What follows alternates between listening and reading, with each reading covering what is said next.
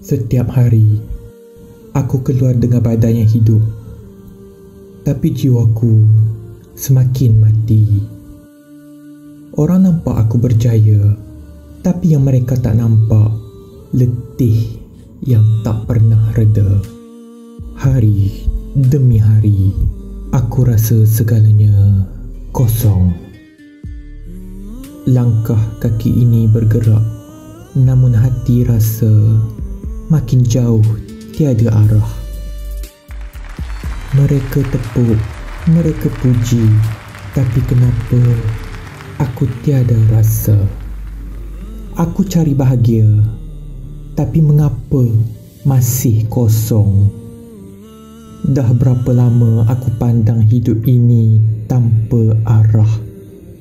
Setiap hari lalu jalan sama, tapi hari ini baru aku nampak ke mana hala tuju hidupku. Soalan itu kedengaran biasa, tapi rasanya seolah-olah Allah baru tegur aku sendiri. Ya Allah, aku tak tahu kenapa hari ini kaki aku melangkah ke sini.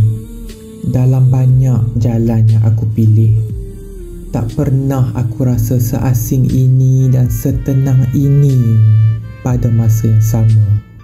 Aku di sini, ya Allah. Tapi hati aku belum tahu nak berdamai dengan apa yang aku cari. Aku tak tahu ayat mana yang mula gores hati aku.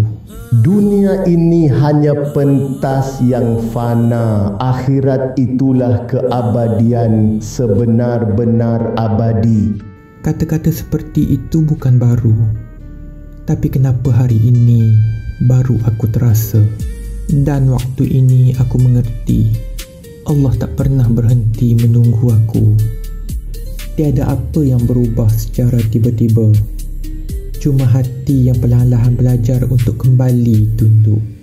Solat yang dulu pernah aku tangguh, kini jadi tempat aku bersandar. Dalam tiap kalimah yang aku baca, aku temui damai. Lebih menenangkan dari segala penghargaan yang pernah aku kejar. Kini aku mengerti, damai itu hadir bila aku dekat denganmu. Titik temu aku dengan Tuhan bukan di atas pentas dunia, tapi bila dahi aku mencecah sejadah.